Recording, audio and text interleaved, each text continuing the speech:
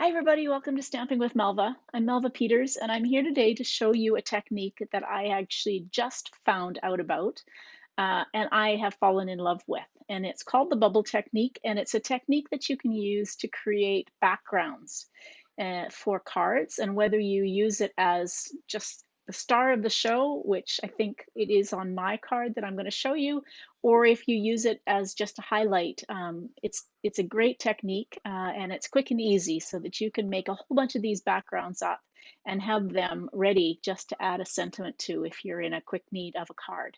So let me just switch over to my desktop and we'll get started. Okay, so let me show you what I'm going to use to start with my supplies. So I have a piece of thick Whisper White cardstock. So I'm just going to fold this in half. I will put all the measurements for my cards. I forgot my bone folder. So all the measurements for my cards will be on the blog post, the link that I will be posting underneath the video so that you can check out the written instructions for this card as well as the measurements. So this is thick Whisper White cardstock, and it's cut 5.5 by 8.5, and it's folded in half to form your card base. And I have a piece, I'm using Pretty Peacock. I love this color. So this is a piece of Pretty Peacock cardstock. It's cut 4 inches by 5.25. And this will adhere. So I'm just going to adhere this on. So I'm using my Stamp and Seal.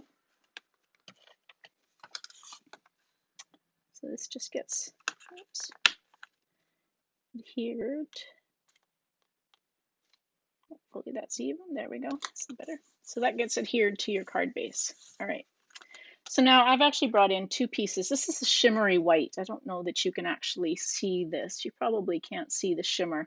But this is a shimmery white cardstock, and I just find that this works really well with this bubble technique. Now I've cut this to be 4.25 by 5.5. So really what I did is I cut a piece of shimmery white cardstock in 4. Now I'm going to trim this down, but I find with the technique, if I make the piece bigger to start with, then I can trim it down to whatever size that you want to use. And if you're going to make a whole bunch of these in advance, then it's a great way that you don't have to decide up front what size your background will be. So, okay, I'm just going to set these aside. Now, so what you need for this, you can use I've just used a mug, but you can use a cup, plastic cup or anything, and you'll need a straw. So I'm going to take a little bit of water. You need about a tablespoon of water because you're not going to use very much of this. So that's probably a little bit more than a tablespoon, but it's not very much in the bottom of my cup. Then I'm going to add, I've got my Reinker. So this is the Pretty Peacock Reinker. I will show you some backgrounds that I've done in other colors. So you want to add, I'm going to add about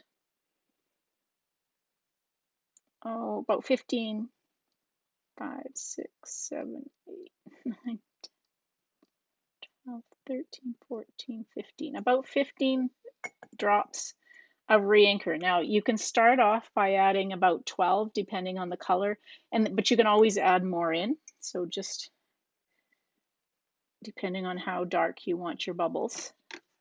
And then I've just got some dishwashing soap. And this one's blue. Somebody asked me the other day whether it mattered what color that it was, if it was blue. It doesn't matter that I can see. So you just want to add just a little drop or so of dishwash. You don't need very much of that to create bubbles. Take my straw and just kind of stir this up. Now, I'm going to try not to get my head in the picture. But the trick now is to just take this and blow.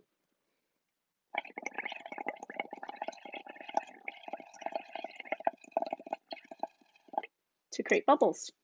So you can see my bubbles. Now, take the shimmery white cardstock and just run it over to get the bubbles. Now, as you need more, you just blow more bubbles until you have covered your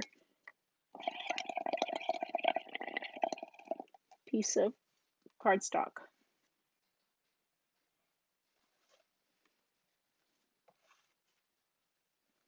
And a little bit more.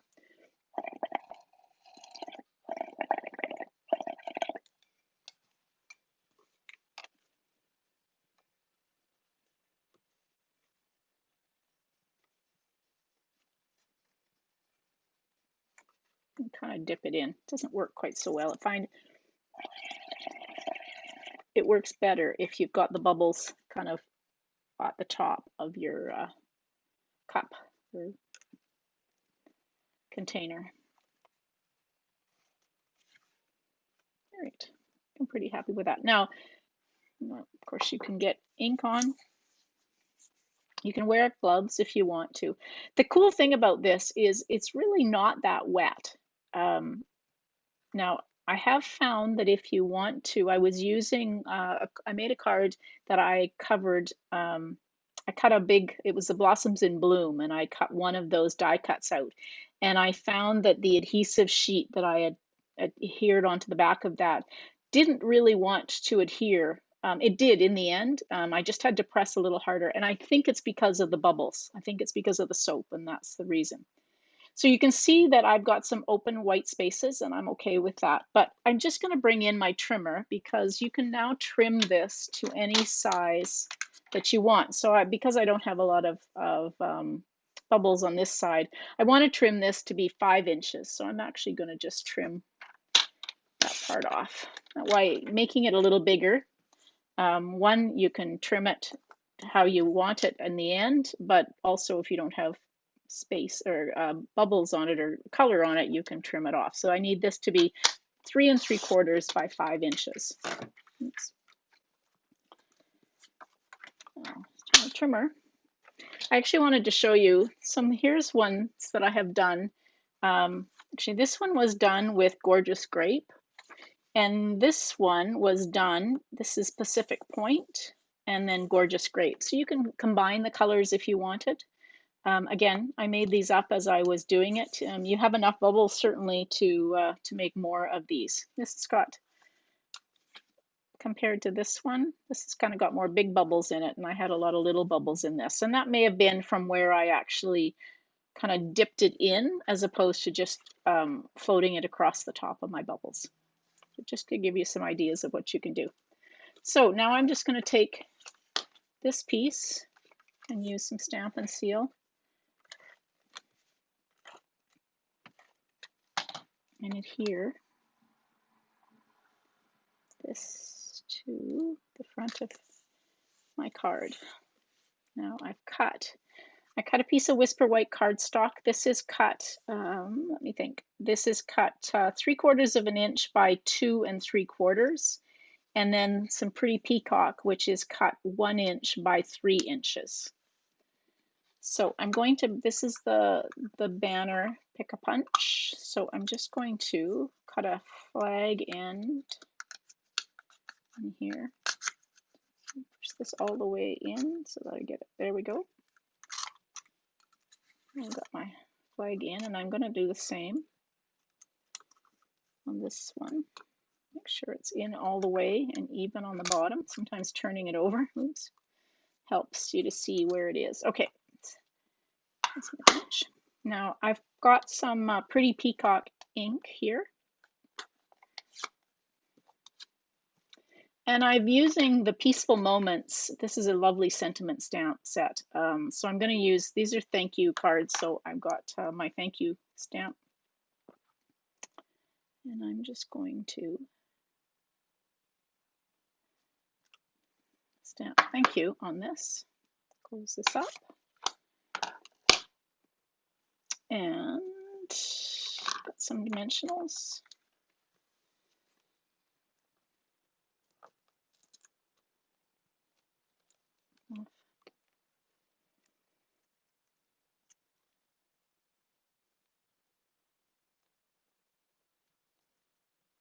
Oops, there we go, trying to get that uneven.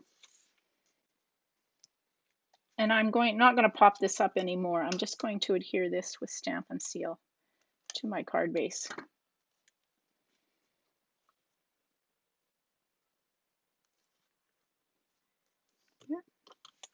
Now I have some rhinestones.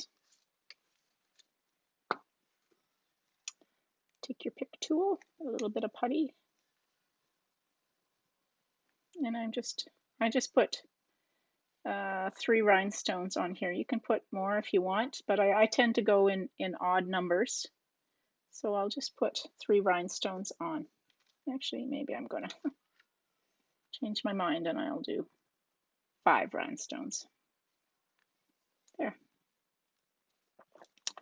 So that's a really quick and easy thank you card and a really quick and easy technique. So if you make these backgrounds up in advance and have them, then you can make this card very quick and easy. So let me just switch back. There we go. So I hope you enjoyed that. I'd love to see if you have a chance to try this technique and want to post some of your cards, post them as comments on my blog. I'd love to see them. I will post the link to the blog, which has the written instructions and the supply list for this card. I'll post that underneath this video so that you can go back and check it out as you're able to. So hope you enjoyed it. Thanks again for joining. While you're checking out the video, I'd love for you to subscribe to my channel. It's just a click away. So then you can be notified as I post more videos. So thanks everybody. Hope you enjoyed it. Glad you could drop by. Bye.